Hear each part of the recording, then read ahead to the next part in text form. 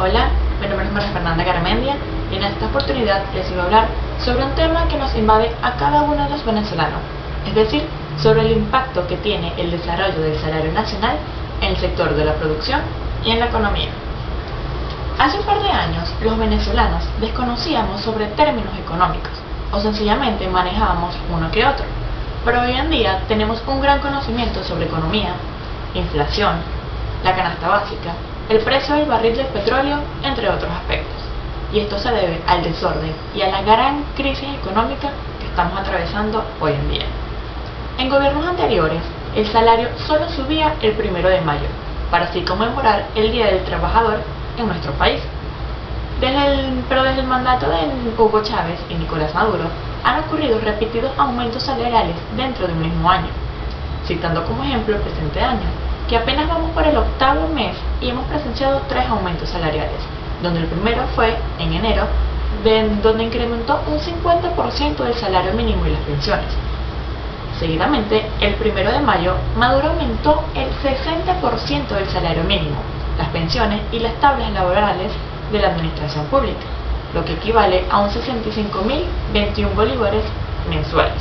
Y el último incremento hasta los momentos fue el 1 de julio, con un aumento del 50% del salario mínimo de los trabajadores y todas aquellas personas que son pensionadas por el gobierno. De esta forma, el ingreso mínimo legal quedó de 200.021 a 250.531 bolívares mensuales, lo que argumenta el presidente actual es que el monto del salario enfrentará la inflación, la escasez y los altos precios que afectan la calidad de vida de toda la clase trabajadora. Por su parte, Francisco Martínez, presidente de la Fede Cámaras, citó textualmente que mientras suben los precios, el aumento del salario se disuelve, y esa no es la solución. Lo que esto quiere decir es que el gobierno no está tomando las medidas necesarias o pertinentes para que así el incremento salarial pueda ser efectivo a los venezolanos. De igual manera, Martínez explicó que en un principio pareciera que la medida solo será para el sector público y no será obligatoria para el sector privado. Sin embargo, las industrias es un golpe para las pequeñas y medianas empresas. Esto quiere decir que esto hace referencia a que el sector privado, los más afectados son los pequeños y los medianos empresarios. Por otra parte, la presidenta del Consejo de Comercio, Cipriana Ramos, dijo que no le sorprende el aumento salarial y cita que este incremento sin producción nacional va a agravar la situación. Cuando el presidente habla de que se llevan 30 aumentos, es producto de que han tenido que dar dinero porque el poder adquisitivo se pierde cada vez más. Las consecuencias de estos aumentos es llevar a cabo tanto el recorte del personal como el cierre de los comercios, puesto que este incremento afecta a las empresas que están operando, sobre todo al comercio, que en su mayoría son empresas pequeñas. Es decir, que soportar un incremento salarial en estos momentos de crisis que vive el país es imposible, y por estas causas las empresas se han visto obligadas a bajar así sus santamarinas. Gracias a los variados incrementos salariales, el sector privado tendrá un impacto directo en costos, en un entorno de calidad de consumos y bajas en volúmenes de ventas, en donde los costos laborales son significativos.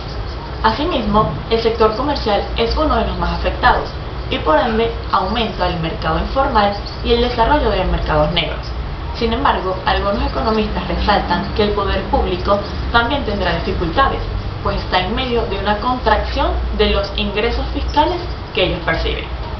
Mientras más presión se ejerza en el impacto financiero monetario, tendrá mayor impacto en la tasa de inflación y en la depreciación del tipo de cambio negro, por lo que una serie de especialistas en la materia aconsejan a que las empresas a poner énfasis en el manejo eficiente del flujo de caja, así como el control de gastos, y también aconsejan con respecto a la política salarial establecer estrategias diferenciadas por categorías y escalas de salario. Para el presidente de la Comisión de Finanzas y Desarrollo Económico de la Asamblea Nacional, este dice que no hay ningún aumento salarial, porque el 60% otorgado por debajo de la inflación fue otorgado por debajo de la inflación del 65% hasta marzo. Explicó que el salario nominal es la cantidad de bolívares pagados, en tanto el salario real, o SR, es el poder de compra de esos bolívares, y de manera que si con los bolívares compras menos, el SR o el salario real cada vez cae o disminuye más. A su juicio, hay una absoluta desprotección al trabajador, puesto que apenas el 33% de su remuneración es salario, mientras que el restante o el 77% son bonos sin impactos en bienestar. De igual manera, para el director de Econométrica, Henkel García, expresó que dicho incremento debe oscilar entre 70 y un 150% del salario mínimo base, sin contar así el bono de alimentación o los estadísticos. Si nos ponemos a analizar un poco las condiciones económicas actuales en las que se encuentra nuestro país Venezuela, donde tanto el nivel de producción como el de exportación son mínimos, este último incremento no representará una mejora para el poder de compra de los ciudadanos, que cada vez se continúa desacelerándose o descendiéndose. Es probable que para el primer mes que es anunciado el aumento veamos una mejora, pero es mucho más probable que el segundo y el tercer mes este aumento se haya perdido. Mientras que el gobierno nacional haga aumentos de salario sin considerar la productividad o sin llegar a un acuerdo con los trabajadores o empresarios, esto seguirá siendo un círculo vicioso al cual no les podremos encontrar una salida satisfactoria. Actualmente, la industria venezolana sigue en caída libre, lo que se debe a la falta de políticas públicas adecuadas y orientadas a incrementar la productividad y a los obstáculos que permanentemente pone el gobierno a la productividad nacional,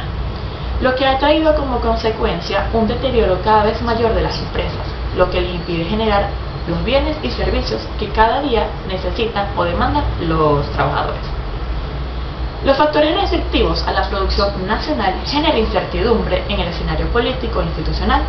acceso a proveedores de materias primas, falta de disponibilidad de divisas y a la baja demanda nacional, lo que produce que muchas empresas se vean obligadas a reducir su nómina. A esto se le tendría que agregar que, por un lado, cuenta con una fuga de talentos del exterior, mientras que por otro, cuenta con la incapacidad de algunas empresas de mantener sus nóminas completas debido a los incrementos salariales. Finalmente, en Venezuela contamos con pequeñas empresas que dicen que no tienen con qué trabajar. Son empresas que dejaron de producir y no se manifiestan públicamente, puesto que no son reconocidas o no son renombradas. Pero la importancia radica en que dejan de hacerlo, dejan de trabajar y dejan de generar un ingreso económico a nuestro país, admitiendo que estamos en un proceso intenso de un cierre de empresas. Muchas gracias.